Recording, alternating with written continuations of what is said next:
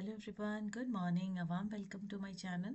This is Amrita ma'am once again, and today I'm here with a new paper solution that is for NMIMS. As you all can see, NMIMS Business Communication Assignment Solution for April 2025. This is my website blog. You can just visit my website and get to the entire format of the answer. Do not copy paste any answer from any sources, otherwise your paper will get cancelled.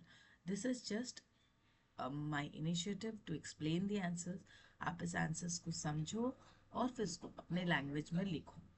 Assignment को समझना काफ़ी important है क्योंकि assignments के जो topics हैं उससे related topics आपके एग्ज़ाम्स में आते हैं. ये मैंने ऑब्ज़र्व किया है बहुत दिनों से.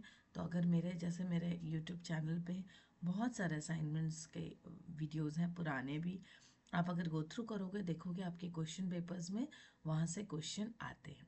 सो let's not waste time. I am coming back to the question. First question, the MMC, that is Mumbai Municipal Corporation, is planning a large-scale renovation of the Chhatrapati Shivaji Maharaj Terminus railway station. To ensure the project's success, the MMC decides to hire an external contractor with expertise in historical restoration and modern infrastructure. What key factors should the MMC consider when evaluating the bids received in response to their RFP for the CSMT renovation project? की factor इस main जो question है, question का main जो फंडा है वो क्या है? Fundamental behind this question is key factor the MMC should consider when evaluating the bids received.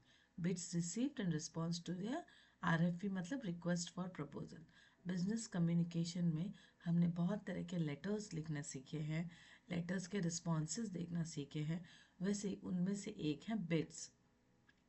Bid कैसे रिसीव करना है, रिक्वेस्ट फॉर प्रपोजल क्या है, this is also type of letter, quotation, all those thing you must have studied in your business communication syllabus. ठीक है. तो इसमें main फंडा क्या है कि एमएमसी को जैसे एक मतलब this is a historical thing. Chhatrapati Shivaji Maharaj terminus का जो रेलवे स्टेशन है उसके लिए उनको कुछ एक्सटर्नल कॉन्ट्रैक्टर चाहिए. उनको कुछ हिस्टोरिकल रेस्टोरेशन रिलेटेड बात है, तो मॉडर्न इंफ्रास्ट्रक्चर को भी ऐड करना.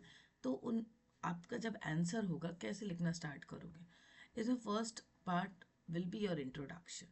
तो इंट्रोडक्शन में जैसे मैंने यहाँ पे इंट्रोडक्शन में दिया है, मैंने इंट्रोडक्शन में this is the construction and infrastructure project, उसके बारे में बताया है. बिड क्या है? I will always try to keep the important topic या कॉन्सेप्ट इन माई इंट्रोडक्शन. जैसे यहाँ पर मैंने जो बिड है, बिड के बारे में लिखा है. What is a bid? जैसे होता है ना, bid is a formal offer made by the contractor. जैसे मुझे अगर देना है कोई कॉन्ट्रैक्ट किसी को, तो मैं बहुत लोगों से बिड लूँगी.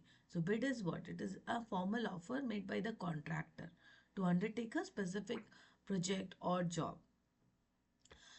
अब ये जो प्रोसेस है, process of receiving multiple bids, मैं क्या करूँगी? पहले मैं एक पेपर में एडवर्टीजमेंट दूंगी या मैं इंटरनेट पे एडवर्टीजमेंट दूंगी that I wanted contractor for this project.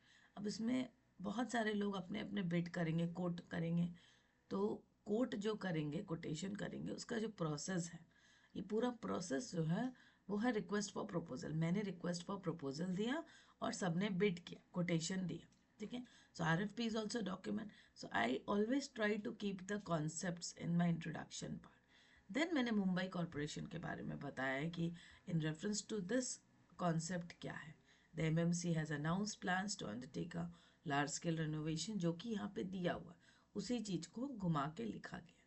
Right now आपका जो की कॉन्सेप्ट है, यहाँ से आपका की कॉन्सेप्ट देखिए. आपके जो आंसर्स होते हैं असाइनमेंट की, आप लोग का NMIMS हो या कोई भी असाइनमेंट हो, आप लोग का फॉर्मेट एक जैसा ही होता है. 1000 वर्ड्स का है तो will divide into 200 words, 600 words and again 200 words. 200 words for introduction, concept and analysis 600 words, again the conclusion part 200 words. ये वर्ड लिमिट इसके बाहर नहीं जाएगी, 200 से ज़्यादा नहीं होगी, कम हो सकती है थोड़ी बहुत, 10-20. चलिए, तो दिस इज़ द वे. तो ये जैसे मैंने इंट्रोडक्शन पार्ट दिया है, एज आई सेड कि मैं जो टॉपिक्स हैं, जो कॉन्सेप्ट है, उसको हमेशा इंट्रोडक्शन पार्ट में देती हूँ. आप ही होगे तो अच्छा रहेगा. इट गिव्स एन अंडरस्टैंडिंग कि भाई आपको समझ आया है क्वेश्चन किस टॉपिक से रिलेटेड है. Then I have given the MMC किस तरीके से अनाउंसमेंट किया है which is from the question itself. Then ये जो की कॉन्सेप्ट वाला पार्ट है, यहाँ पर आपको देखना है कि what are the key factors you will consider when evaluating bids. अब एक हिस्टोरिकल रेस्टोरेंट की रेस्टोरेशन की बात है तो डेफिनेटली जो कॉन्ट्रैक्टर होगा ही मस्ट बी एक्सपीरियंस, उसकी एक्सपर्टीज़ होनी चाहिए. ठीक है ना. जैसे CSMT जो साइट है हिस्टोरिकल साइट है, तो उसमें हिस्टोरिकल प्रिजर्वेशन भी करना है, मॉडर्न कंस्ट्रक्शन भी करना है, तो डेफिनेटली उसकी एक्सपर्टीज़ चाहिए. Propose work plan an approach to renovation, उसके प्रपोज वर्क प्लान हम उनसे लेंगे. Timeline and budget others, this is generic, मतलब बिड में ये सब चीज़ें रहती है कोटेशन में. सस्टेनेबिलिटी एंड एनवायरमेंटल इम्पैक्ट आज की डेट में बहुत इंपॉर्टेंट है. कोई भी कॉन्ट्रैक्ट हो, क्वालिटी रिलेटेड फैक्टर्स और सस्टेनेबिलिटी फैक्टर्स ये हमेशा आएंगे. Safety and compliance with regulations, इसको भी देखना है. Innovation and modernisation, reputation and financial stability, social and community impact, इन सभी चीज़ों के बारे में आपको लिखना है. जैसे मैंने यहाँ पर दे दिया आंसर पूरा फॉर्मेट, बट येस आपको इसको अपने लैंग्वेज में लिखना है, कहीं से भी कॉपी पेस्ट मत करिए. ठीक है. This is the conclusion part. Conclusion मतलब क्या, सीधी सी बात है, जो हमने डिस्कशन किया. कंक्लूजन का सबसे इजी टेक्निक मैं बताती हूँ.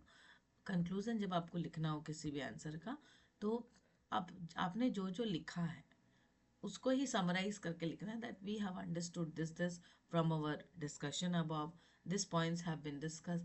This way you can write a conclusion. It is going to be very effective conclusion. So this that's all for today. आज मैं सिर्फ फर्स्ट ही क्वेश्चन डिस्कशन की हूँ. नेक्स्ट वीडियो में मैं नेक्स्ट क्वेश्चन डिस्कशन करने वाली हूँ. Again you all can ping me for any answers you want. Thank you everyone. Do not forget to subscribe, share and comment. Thank you.